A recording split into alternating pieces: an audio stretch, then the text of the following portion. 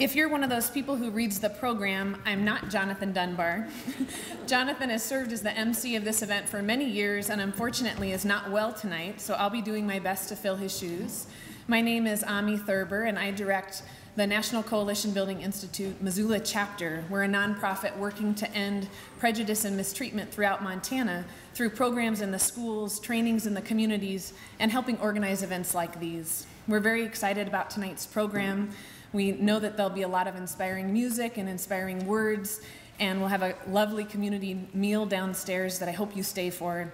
I want to thank St. Paul Lutheran Church for hosting us this evening, and please help me welcome Pastor Chris Floor for our invocation.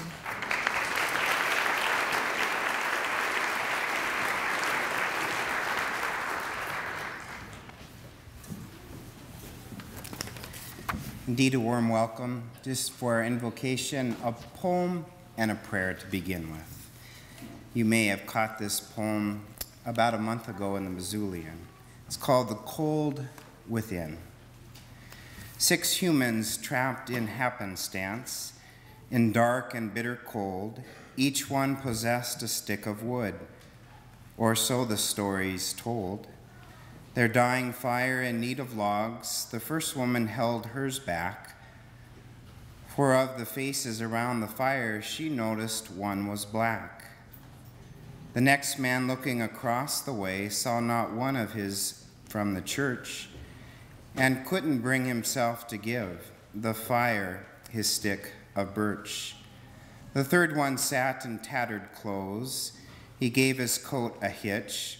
Why should his log be put to use to warm the idle rich? The rich man just sat back and thought of the wealth he had in store and how to keep what he had earned from the lazy, shiftless poor. The black man's face bespoke revenge as the fire passed from sight, for all he saw in his stick of wood was a chance to spite the white. The last man of this forlorn group did not accept for gain. Giving only to those who gave was how he played his game.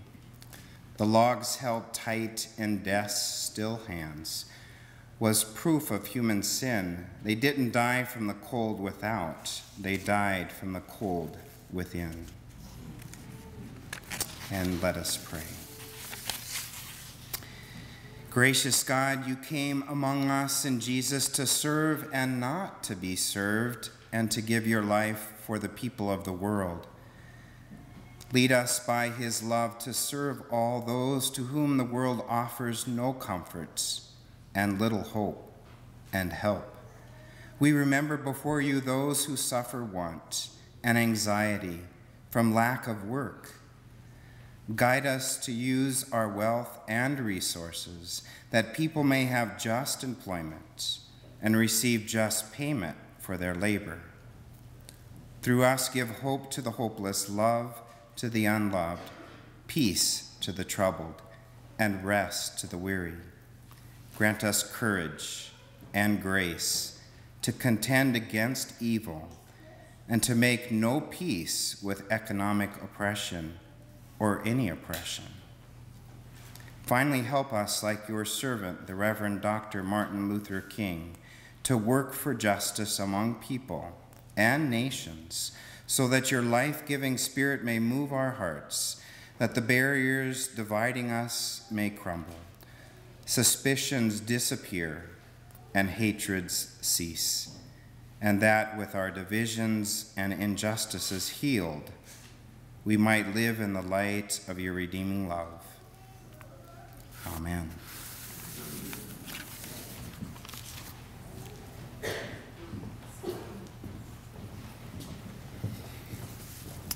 Each year, our nation gathers to commemorate the contributions of Dr. King on the anniversary of his birth. Were he still alive, yesterday Dr. King would have celebrated his 83rd birthday. Though he is not with us in body, our collective presence is a testament to the strength of his spirit, alive and with us today. This has been an important year to reflect on Dr. King's legacy. The Martin Luther King Jr. Memorial, so long in the making, was unveiled in Washington, and the world erupted with new movements for economic justice, civil rights, and authentic democracy. To speak of the relevance of Dr. King's message in today's world, the planning committee for this event chose a historian for tonight's keynote address. I'm honored to get to introduce Dr. Ralph Stone. Ralph is a professor emeritus of the University of Illinois Springfield. He's a published author, nominated for a Pulitzer Prize, and a distinguished scholar and educator. He's been active in anti-war, civil rights, and economic justice movements since the 1960s, and after retiring in the 1990s, he brought his critical thinking and engaged activism to Missoula. Ralph has been an incredible mentor and friend to me and to many aspiring social justice leaders in Montana. Please help me in welcoming Ralph Stone.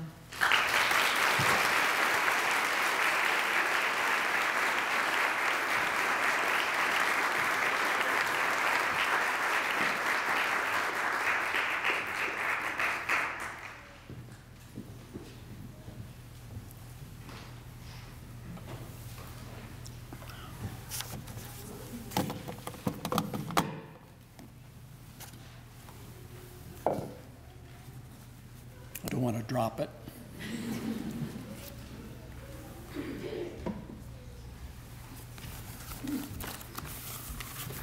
Thank you, Ami.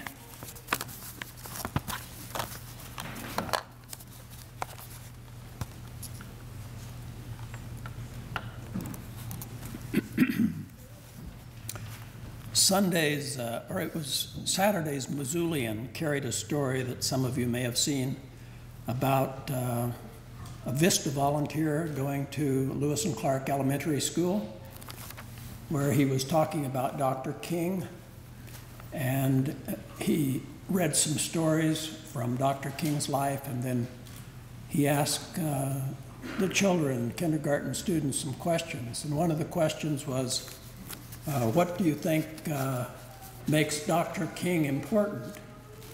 And several hands went up, and he recognized one of the young boys, and the boy said, because Dr. King believed that everything should be fair. And I thought that was a good answer, good question too. And then he asked another question, what was a boycott? They'd been discussing the Montgomery bus boycott. And another hand went up, and the answer was, that's when the bus won't get any money because they won't give them any money. I thought, here we have two young persons who hit it right on the nose.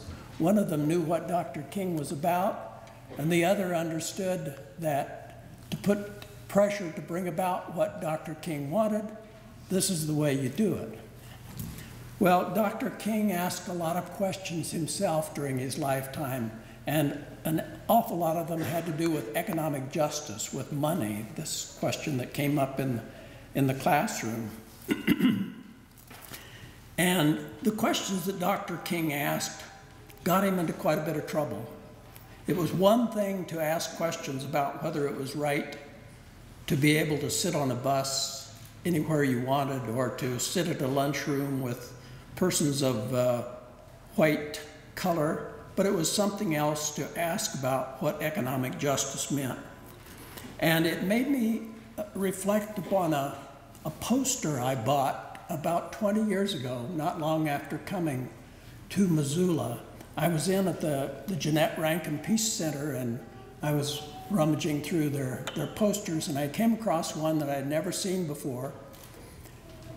And it was a quotation from an archbishop in Brazil, Helder Camara. And the words were these: when I give food to the poor, they call me a saint. When I ask why the poor have no food, they call me a communist. Well, Dr. King was called a communist often during his lifetime. I just noticed that one of the images that came up on the wall showed him at the Highlander Folk Center in 1957, when a picture was taken of the students who were there. He was a student there along with Rosa Parks. That was a school that taught with a Marxist and a religious perspective. And there happened to be a photograph that was taken of the class when Dr. King was there. And it showed him sitting next to a reporter for the Daily Worker, which was the communist newspaper that was published in this country. His opponents had tried to have a field day with it, but he brushed it aside. It was something that was common. He understood that he would be called names. Well, King was no communist, but he was no capitalist either. King was a socialist, a Christian, democratic socialist. Now, those are words that might seem incompatible, that you couldn't be one and the other, but King was all three. Now, his being a socialist is nothing that I'm telling. I'm not revealing anything. At least since 1986, when David Garrow wrote his Pulitzer Prize-winning biography of King, we've known he was a socialist. We've known that he believed that Marx had it right about many things. But King didn't become a communist. He became, as I say, a socialist. He also became a Gandhian. And King saw that Gandhi's ideas were very compatible with what King understood as socialism. King's socialism was mostly a socialism of the heart, although he understood socialism, socialist ideology very well. Everyone who knew him who was also a socialist testified to the fact that he was well educated and well read in socialist literature. Gandhi's message that King picked up on was that militarism and capitalism were linked together in the ways that they destroyed spiritual values. And that was exactly what King thought when he read social gospel literature. That was what he thought when he heard his father and his preaching the social gospel, that you couldn't be a person who who had possessive qualities. You couldn't be a person who was obsessed with your own acquisitiveness and still be a person who believed in the gospel of Christ. King said on many occasions that Christ was the only revolutionary he needed, but he was also very well versed in Marxism.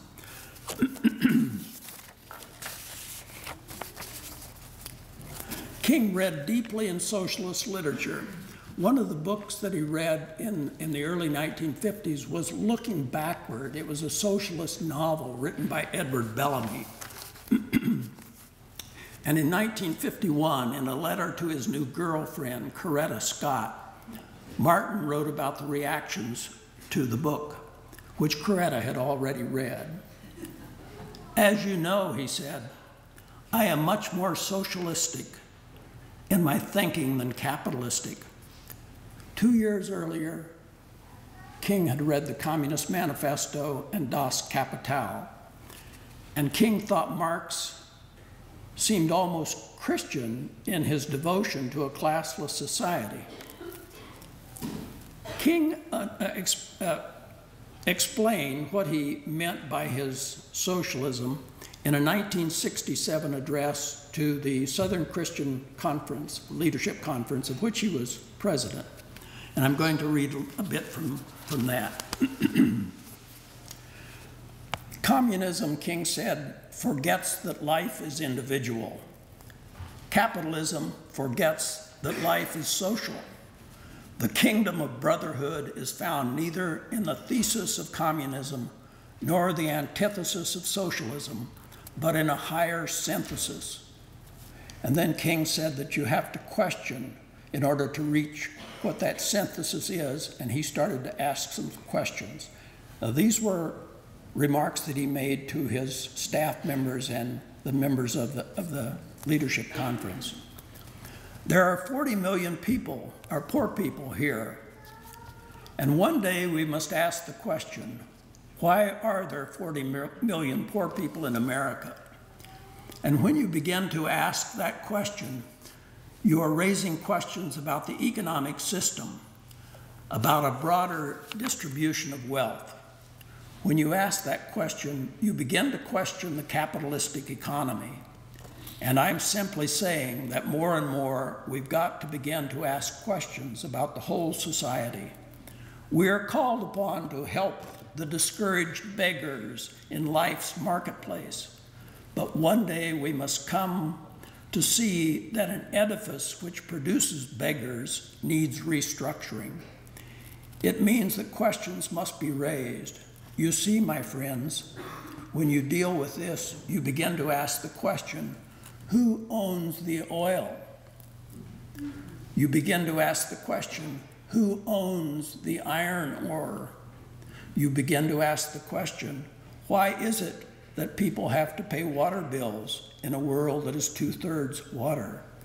These are questions that must be answered. In remarks after Martin's death, Coretta wrote and gave many interviews, and she explained that King knew from the beginning that the basic problem in the country had to do with economic justice, the contrast of wealth between the haves and the have-nots.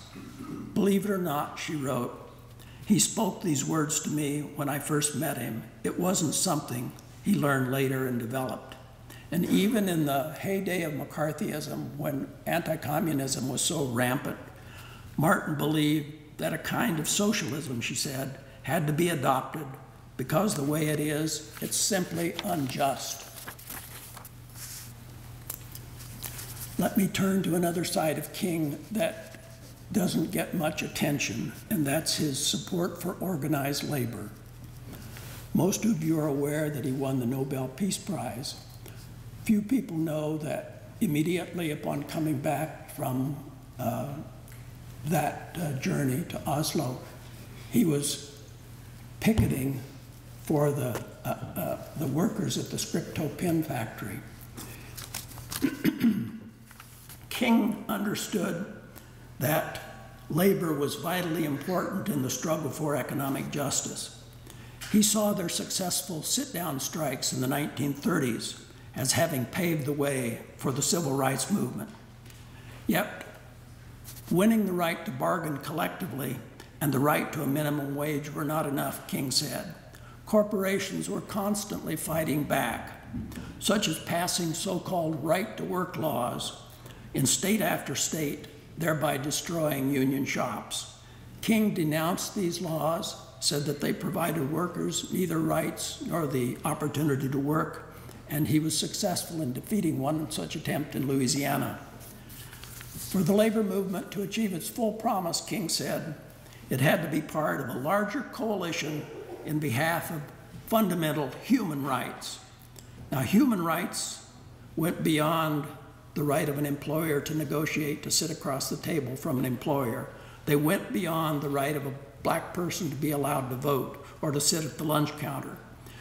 Human rights, King said, included the right to a decent house, the right to a job, the right to health care, the right to a strong safety net. These may not be constitutional rights, he said, but they were categorically imperative and morally absolute as that constitutional right. King also called for a guaranteed annual income pegged to the median income in society. Above all, King told his union brothers and sisters they had to see the ways that race was used to divide working people and poor folks, and that the principal threat to both the civil rights and the labor movements came not from the left, but from the right. King's effort to build a coalition, a strong coalition with the labor movement, was made largely impotent by the persistence of racism in the labor movement. Many unions, even in the North, were still filled with racism, and the fact that the AFL was supporting the foreign policies of the Cold War, and they were, those foreign policies were leading us into what became the quagmire in Vietnam. King had kept quiet about the Vietnamese War until 1967, or relatively quiet. Everybody knew that he was opposed to war, that he was an internationalist, that he was a follower of Gandhi, but he had not spoken out about the war. And mostly he hadn't because he risked splitting the civil rights movement itself. And after all, the President of the United States, Lyndon Johnson, had signed the Civil Rights Act and the Voting Rights Act, and King knew that those acts were important, but they didn't go far enough. They didn't really address economic issues. And the deeper we got into Vietnam, the more money was being siphoned off from domestic affairs. So in April of 1967, King broke his silence in a speech at Riverside Church in New York City, and I'm going to read some of that. It's a very harsh criticism, and often the harshness of the remarks don't get reported either, but I think it's worth reading them. Among the reasons he had decided to speak, he said, was his need to answer the desperate and angry young men in the inner cities who, when he counseled them against taking up arms and told them that taking up arms would not solve their problems, they asked him, and rightly so, he said, what about Vietnam? They asked if our own nation wasn't using violence, massive doses of violence, to solve its problems, to bring about the changes it wanted. Their questions hit home, and I knew that I could never again raise my voice against the violence of the oppressed in the ghettos without having first spoken clearly to the greatest purveyor of violence in the world today, my own government. King said we were spending as much as $500,000 to kill each Vietnamese soldier, while spending $53 for each person who was poor. And then he said that we were not liberating Vietnam as we claimed that we were. We were destroying it. We were poisoning the water. We were bulldozing the crops. We were burning villages. We were wrecking families. And we were killing perhaps 1 million of their people already, mostly children. King also was deeply concerned about our own troops who were fighting a war that would inevitably brutalize them in the way that wars do, but also sow seeds of cynicism as they came to realize that the things we were fighting for, or claimed that we were fighting for, were not in reality what we were fighting for. In reality, we were intervening in a civil war, and he said we were on the side of the wealthy and creating hell for the poor, was the way he put it. Our war in Vietnam, King went on, reflected an imperialistic outlook on the world. Capitalism in the West, capitalists in the West invested huge sums of money in Asia, Africa, and South America, only to take the profits out with no concern for the social betterment of the people. The arrogance, he said, that we had everything to teach others and nothing to learn from them is not just. Such an imperial perspective, he said, could only be changed by a radical revolution of values. There must be a shift from a thing-oriented society to a person-oriented society. When machines and computers, profit motives, and property rights are considered more important than people, the giant triplets of racism, militarism, and materialism are incapable of being conquered. As part of the revolution of values, King said the United States and every nation must now develop an overriding loyalty to mankind as a whole in order to preserve the best in their individual societies. A year to the day after giving the speech, King was shot down in Memphis, Tennessee, where he had gone to assist striking sanitation workers who were fighting desperately for the rights that they didn't really have at that time. His work in Memphis was to be a part of his campaign to bring a multiracial coalition of poor people to Washington, D.C., to put pressure on the government to end the war in Vietnam and to turn, as it should be turning, King said, to human rights. What I'm going to do now is to look at King from the perspective of today. Let's see how much time I have.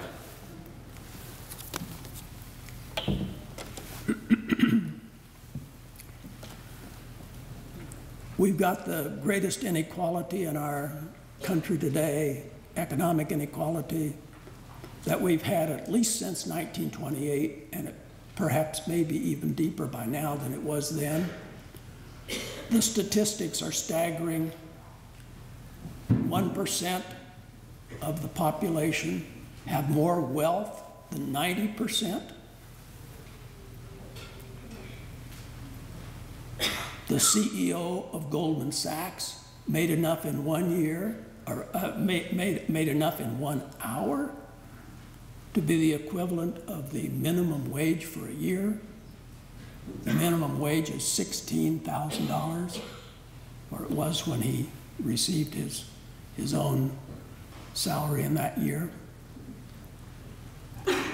And the consequences of this inequality, well, what has brought this inequality about?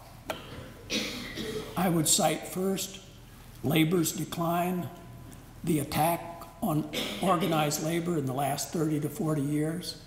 I would cite the tax revisions that have come about, giving wealthy people all kinds of breaks with their taxes. Certainly the deregulation that has gone on, the privatization of everything, the relentless assault on the public sector.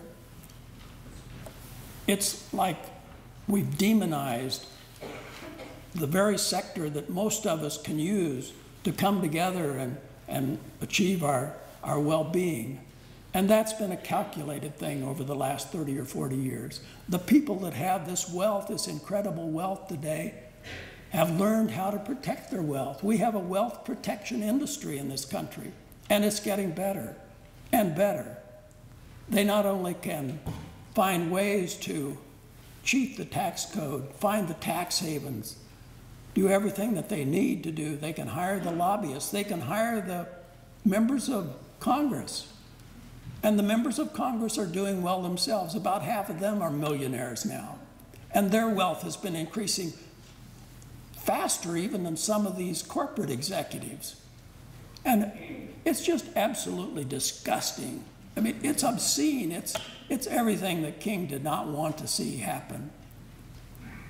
And we've got to change it. We just can't let it go on. It's destroying the fabric. I think there's a real crisis of legitimacy in the country right now. People they're upset. They don't know what to do. They think that there's an impasse, that they're not achieving what they should be achieving. They're being laughed at virtually behind their backs. There's a little, covering up the smirk. They're getting by with it. Now, the Occupy movement is incredibly hopeful, I think. And I just noticed that as I came in, that someone was passing out a little reminder that there's going to be a rally next Friday in response to the second anniversary, I take it, of Citizens United, and to take away corporate personhood. I'd urge all of you, if you haven't been participating in these Occupy movements, to do so. I think it's an open question as to whether they're going to be able to continue, but I do know that there's enough upset out in the country that something is happening. And I think, in fact, people are going to have to go into the streets again the way they did in King's day. I can't see that those who are in power and those who have wealth are going to give it up without that. I think we've got to create some real pain for them.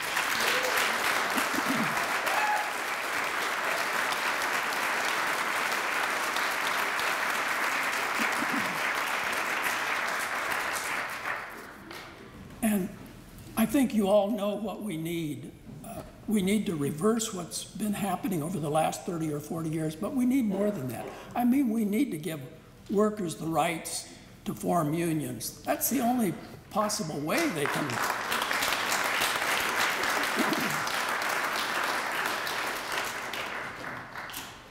I mean, capital is worldwide. We don't have any worldwide unity of labor, but the capitalists, they operate on all continents, and they're together, and at least we have to do whatever we can to strengthen those workers' powers. And we have to redress the tax code. We can't allow these hedge fund managers to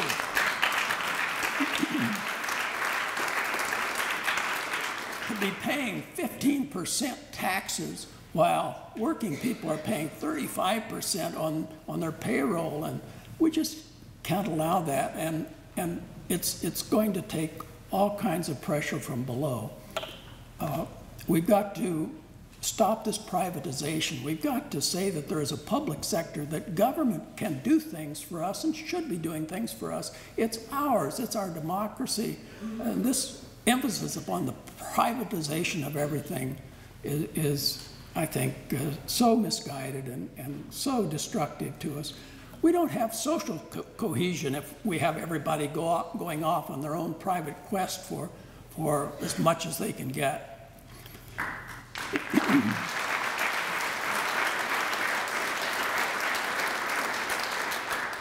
And in addition to what all of us know about taxes and privatization and re-regulate, put some regulations back that have some teeth to them, put people on those regulatory commissions who believe in regulation. My God, for 30 years we've had people on those commissions who didn't believe in regulation. And when they don't believe in regulation, they don't regulate, and all kinds of fraud and chicanery occur, and then they have the audacity to stand up and say, regulation doesn't work.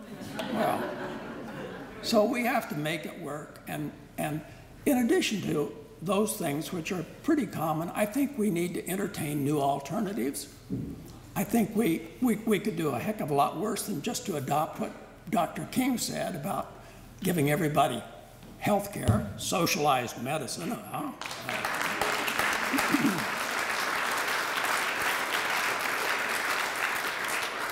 You know, socialism is the new S word. And by these alternatives, I mean, we have to think of trying to bring the economy within the realm of democracy. What's wrong with having worker-owned businesses and plants? What's wrong with having cooperatives that operate at the local level? What's wrong with credit unions? Those are socialistic institutions, are they not? Those are run by their members. And we need to think about banks. North Dakota has a state bank. Why shouldn't other states have banks? It's a way to give the public more control. So I think that if we look at where we are today and where we need to go, it's going to require the kinds of commitments that King was willing to make for the brief span of life that he led. He knew that he was probably a marked man. He realized that at some point he might suffer an assassin's bullet. It really had stopped to matter to him. He had suffered many attempted assassinations. His home had been bombed. A demented person had stabbed him in New York City. He had concluded that he was going to do what he had to do, and that was it. And I think that's, most of us won't have any kind of danger as King faced, but there are dangers just of getting out and doing things. You have to overcome a little inertia. You have to overcome what some people might say about you. But I would urge us all to take up Dr. King's message and go with it. And I think we have a chance to change the country and turn it around. So thank you.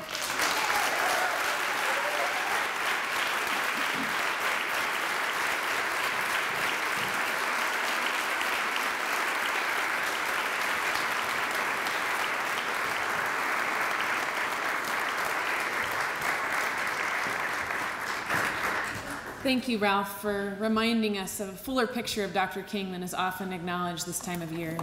And and also thank you for your call to action. I think that's really important. I want to turn it over for a moment to Eden Atwood and guest for some music. Look that way.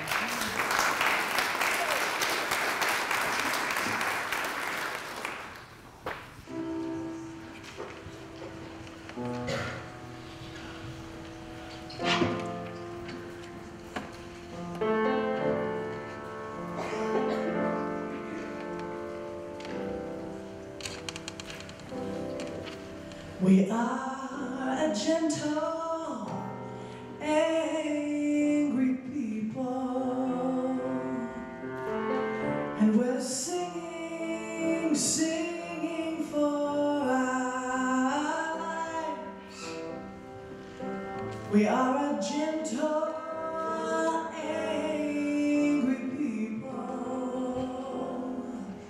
and we're singing for our lives. We are a justice-seeking people, and we're singing for our lives. We are a justice-seeking people, and we're singing, singing for our lives.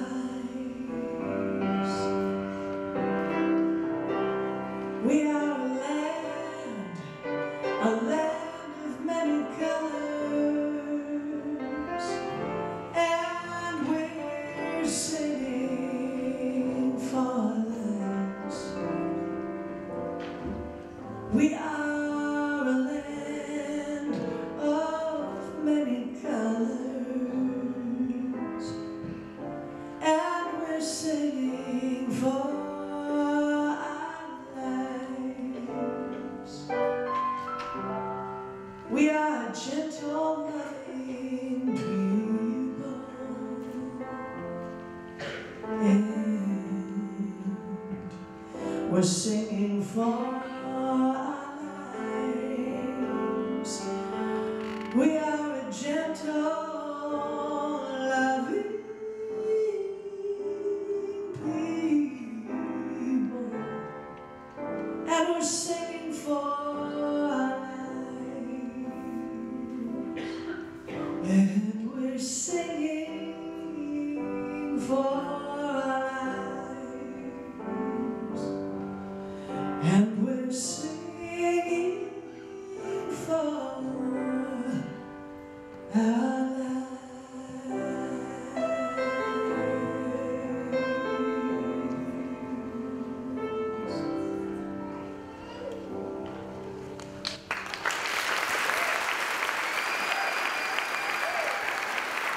Thank you. This is a great honor.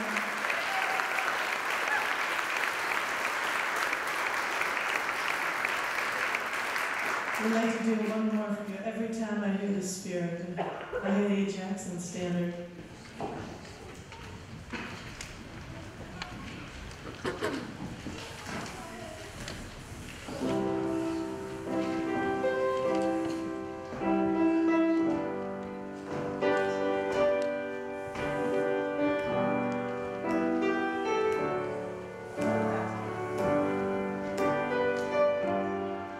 Every time I hear the Spirit moving in my heart, I will pray. Every time I hear the Spirit moving in my heart, I will pray. Upon the mountain, my God spoke, o'er the mount came fire and smoke. All around me it looks so shine. I asked my God if all was mine, and every time I feel the Spirit moving in my heart, I will pray. I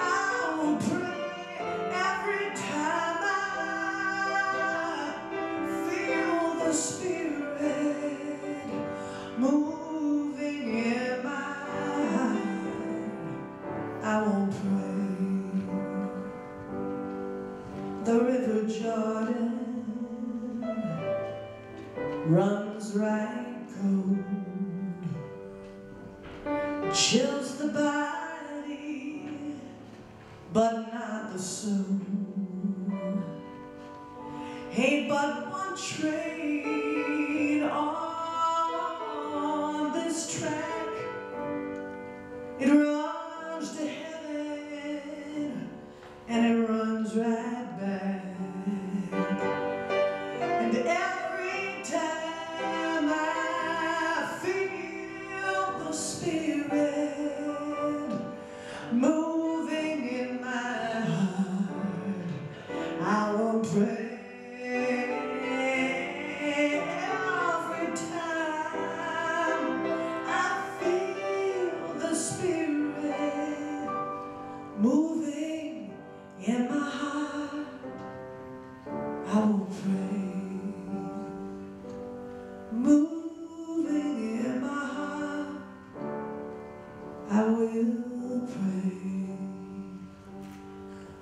Moving in my heart, I will pray.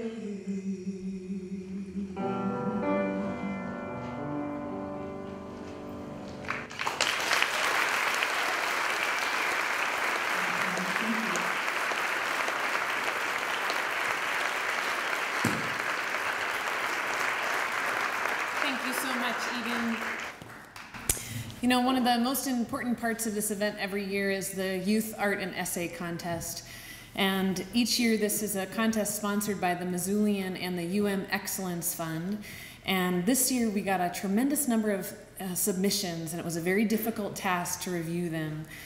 I have a number of awards to announce tonight, but I want to just thank everybody who submitted an essay or piece of art. The committee enjoyed every single one. So thank you to everyone who participated.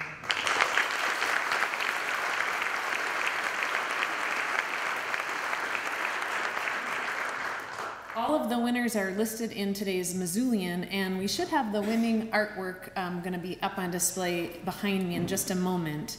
And what I'd like to do is just call out all of the winners in the three categories. We had winners in grades 3 through 5, 6 through 8, and 9 through 12. And in a moment, I'll just call out all your names. And if you're here, please stand so your community can recognize you. And we'll applaud them all after I read the names. And at the end of the program tonight, if you come up front, we'll give you your awards.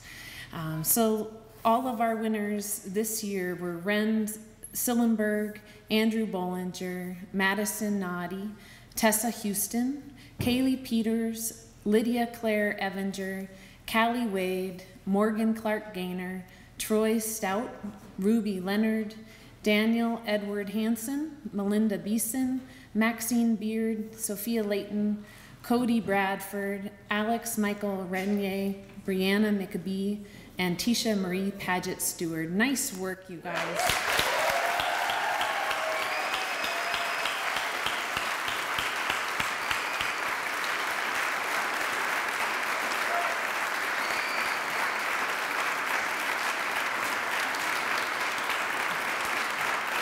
And of course, if we had the time, we'd want to hear them all, but we do want to give you the opportunity to hear the winners from each of the 3 grade levels. So we're going to start with welcoming Ren Sillenberg, a 5th grader from Rattlesnake Elementary.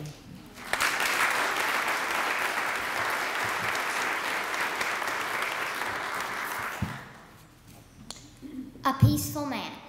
Once, some children could not play together, not work together, not laugh together. But one man, one peaceful man, inspired people to change the world. Peace is a powerful thing. One man united people, angry, mistreated people, not to fight, but to walk. For 381 days they walked to school, walked to work, walked to equality. And now children, no matter how different, can smile, play, work, and laugh together, all because of one man, one peaceful man who had a dream that came true.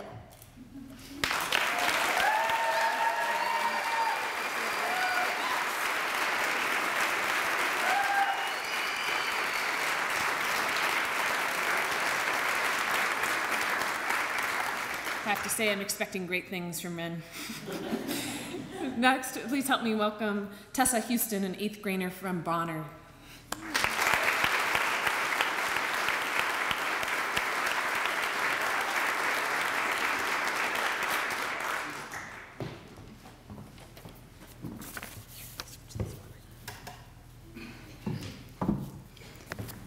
I talked about the quote, "The ultimate measure of a man is not where he stands in moments of comfort and convenience, but where he stands at times of challenge and controversy." This quote explores the concept of bravery in times of serenity and peace, where being courageous is child's play, versus bravery in times when people stand against you, against your beliefs, against everything you stand for. There is no doubt in my mind that it is easy to appear brave in times of comfort and convenience, but how you respond when your beliefs are in jeopardy, as Martin Luther King said, is the ultimate measure of a man. Martin Luther King Jr. stood up for what he believed in, what he thought was right, even when people looked him in the eye and told him he was wrong and had no right to make such controversial statements. Martin Luther King Jr. inspires people today to stand up for what they believe in. He has given us the will to look past color and be free of prejudice. Thanks.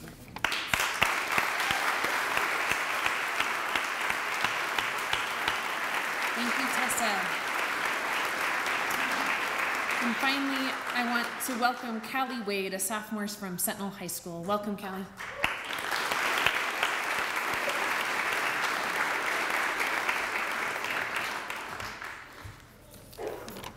I also wrote about the quote, "The ultimate measure of a man is not where he stands in moments of comfort and convenience, but where he stands in times of challenge and controversy."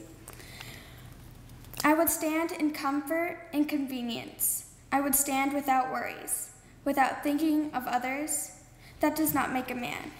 It does not show who a man can be. It does not show the ultimate measure of man. It shows weakness. Now I can stand in challenge and controversy. I can stand to help others. I'm not weak anymore. Now I am a man who does not care if you're black or white, green or purple. I'm a man who cares for others, even if they don't care for me. I'm a man who does not care if you're Native American or African. I'm a man who loves those who cannot be loved. I'm a man who thinks all should be equal. I'm a man who can change the world. I'm human, and so are you.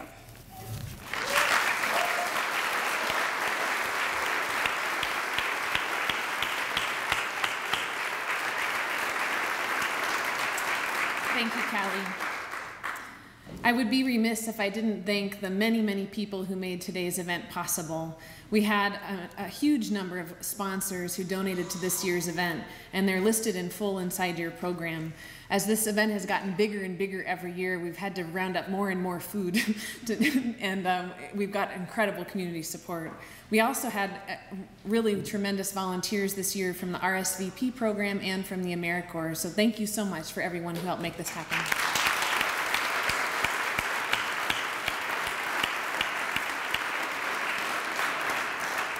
I also want to thank the Martin Luther King Day Planning Committee. This is a dedicated group of folks who've spent the last 6 months or so planning this event.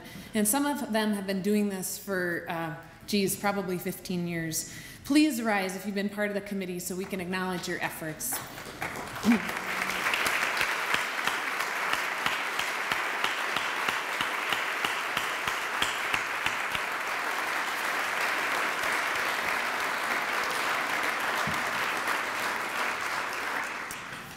NCBI has had the honor of being the lead planning organization for this event the last several years. NCBI is the first and only organization in Montana empowering everyday citizens with the skills to tackle racism and other forms of oppression. It's not free for us to put on an event of this scale, and despite generous donations and the time, there are still costs to ensure that this happens every year. Before we welcome our last musical event, we're going to be passing the hat. There'll be a number of people moving through. And I'd just invite you to offer a contribution to ensure this event happens each year. Any money raised beyond our expenses will support NCBI's prejudice reduction programs in the schools and our community. And to close the evening, I'm thrilled to welcome Amy Martin and friends to lead our community in song. Welcome, frogs and croakers and whoever else you might be.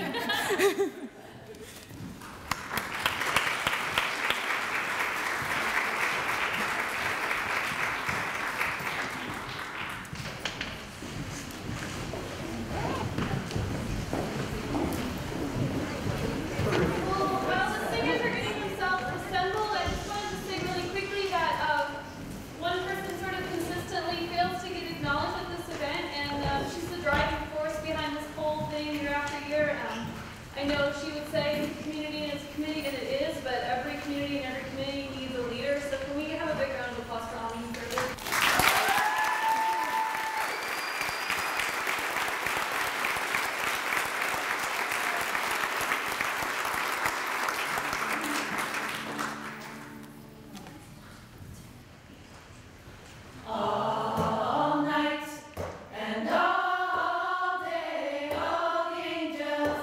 Watching